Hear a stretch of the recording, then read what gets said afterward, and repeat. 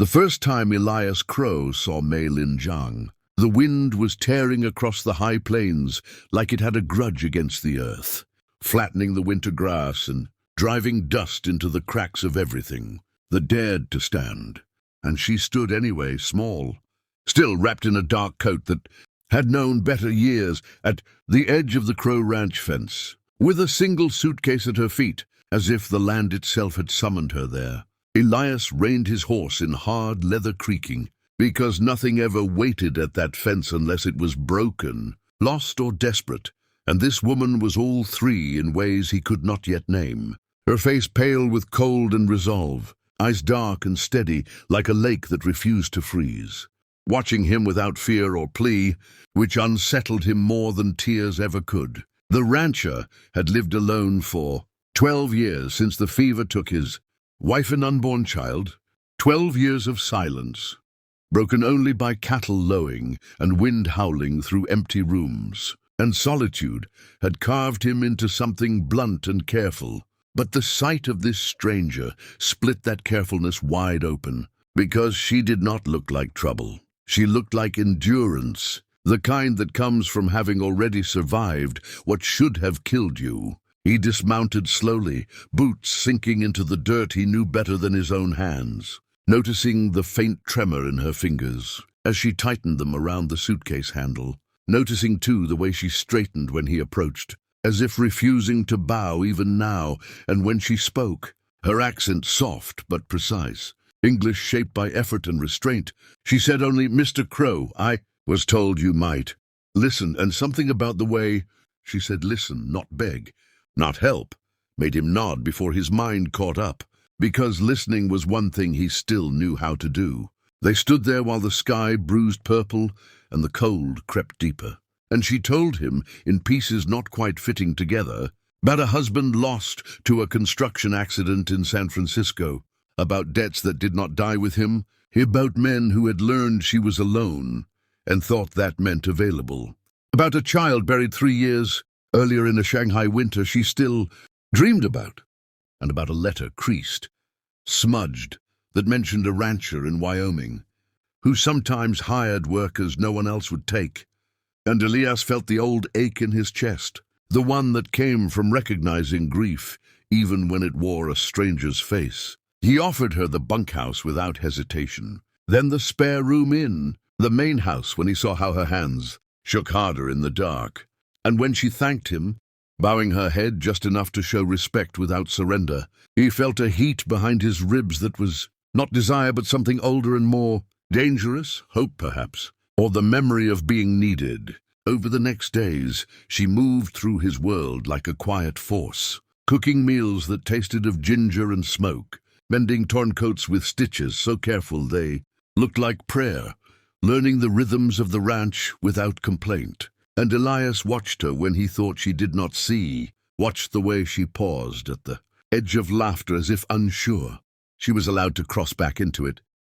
watched how she touched the door frame of her room each night as though counting exits. And with every observation, the emptiness in him grew louder, because wanting her was not simple hunger, it was a slow realization that she was changing the shape of the silence he had built his life around. One night, snow pressing against the windows and the fire burning low, they shared a bottle of whiskey meant for guests who never came, and words loosened just enough for truth to slip through, for him to admit the loneliness that had made his wealth meaningless, for her to admit the fear that safety was always borrowed and never owned. And when she looked at him then, really looked, he felt stripped of the armor years had taught him to wear, because in her gaze there was no calculation, only a question she did not ask. Out loud, what would you give to keep this moment from ending? And Elias, who had traded land and cattle and blood for survival all his life,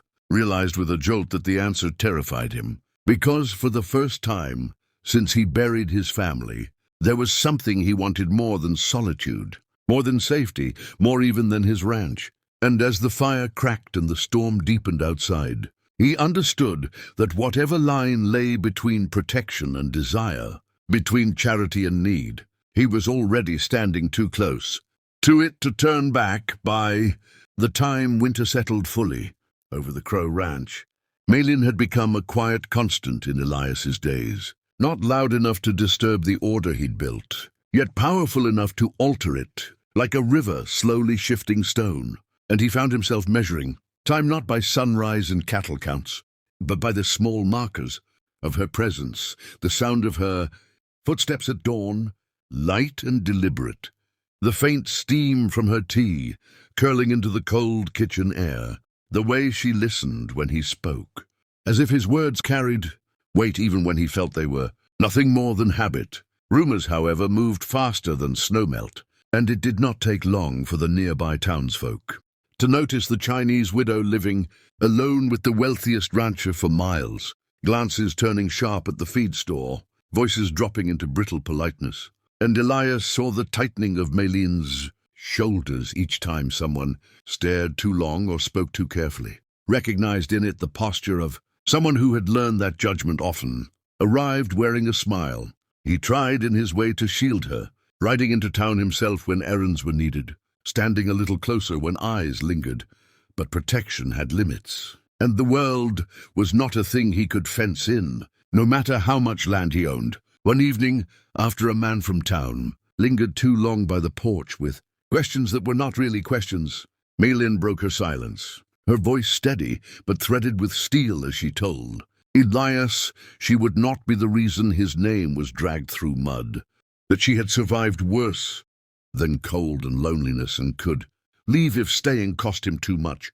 And something in him snapped then, not in anger, but in clarity, as he realized how deeply her presence had rooted itself into his sense of right and wrong, because the thought of her leaving hollowed him out in a way he had not allowed himself to feel since. Grief had taught him restraint. He told her, quietly but firmly, that no one decided who stayed on his land except him, that he had buried enough of his life to appease other people's comfort. And as he spoke, he saw tears gather in her eyes, not falling, never falling, and that restraint undid him more thoroughly than any breakdown could have. Nights grew heavier after that, charged with things unsaid, with the awareness of shared space and restrained distance, of glances held a second too long and then broken, and Elias began to wake before dawn with thoughts that had nothing to do with weather or work, thoughts of warmth and closeness and the dangerous simplicity of wanting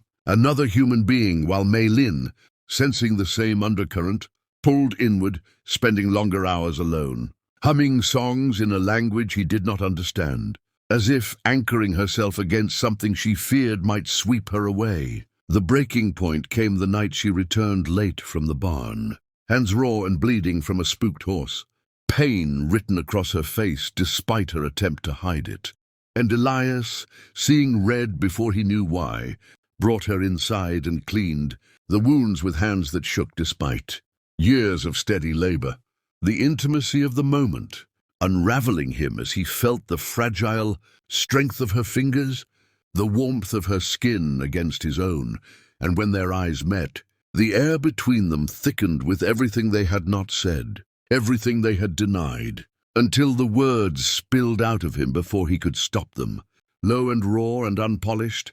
confessing that he had traded land, blood and time for survival, but would trade it all again for one night of not being alone, one night of being chosen rather than endured. And the moment the words left him, he feared he had crossed an unforgivable line. But Malin did not recoil. She closed her eyes instead, a single breath shuddering out of her. When she spoke, it was not refusal or acceptance, but something far more dangerous, a reminder that desire was not freedom, and safety was never guaranteed, that she had lost too much to mistake intensity for salvation. Still, she did not pull her hand away, and in that suspended moment, Elias understood that whatever came next would not be simple or clean, that love, born in the shadow of loss, demanded patience and sacrifice. And as snow pressed against the windows and the fire burned low once more, he knew the greatest test of his life was no longer the land or the legacy he would leave behind, but whether he could prove to her and to himself that wanting her did not mean owning her, and that some trades, no matter how tempting, required more than wealth to be worthy. The days that followed unfolded with a careful distance that felt heavier than closeness,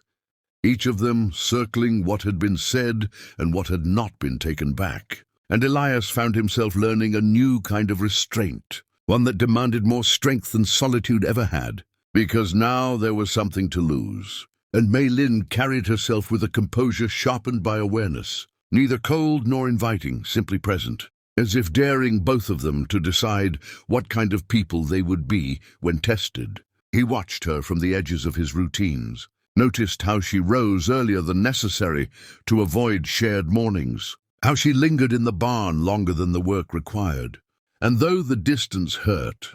he recognized it as her way of protecting something fragile inside herself, something she had not yet decided he deserved access to. And that knowledge humbled him more than rejection ever could. When trouble finally came, it arrived not as a whisper but as boots on frozen ground and voices thick with entitlement. Two men from town riding up at dusk under the pretense of business, their eyes lingering too freely, their words edged with insinuation. And Elias stepped forward without thought, his presence solid and unyielding, making it clear that whatever stories they had spun ended at his fence line. But it was Mei Lin who spoke last, her voice calm and unwavering as she reminded them that dignity was not granted by birthplace or wealth, but by conduct. And the men left with laughter that rang hollow, leaving behind a silence charged with aftermath. Later, as darkness swallowed the land and the house creaked with cold, Elias realized his hands were shaking, not with anger, but with the fear of what might have happened, of how easily safety could be threatened.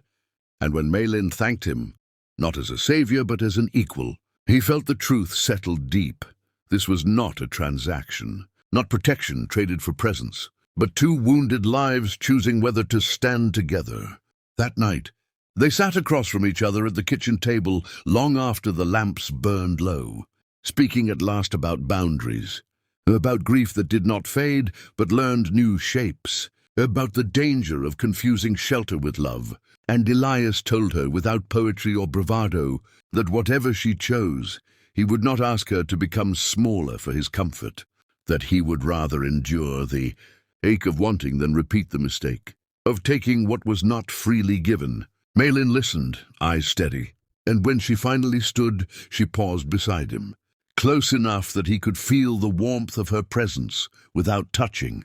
close enough that the choice remained hers, and she placed her hand briefly on his shoulder, not a promise, not an invitation, but an acknowledgement, and in that single restrained gesture lay more intimacy than any hurried act could have held. As she withdrew, leaving him alone with the dying fire and the weight of what patience demanded, Elias understood that love, if it came, would arrive not as conquest, but as consent earned through time. And as Chapter 1 closed on that quiet, unresolved night, the ranch stood wrapped in snow and possibility alike, holding its breath for what might grow, if neither of them reached too fast for what the other was still learning how to give.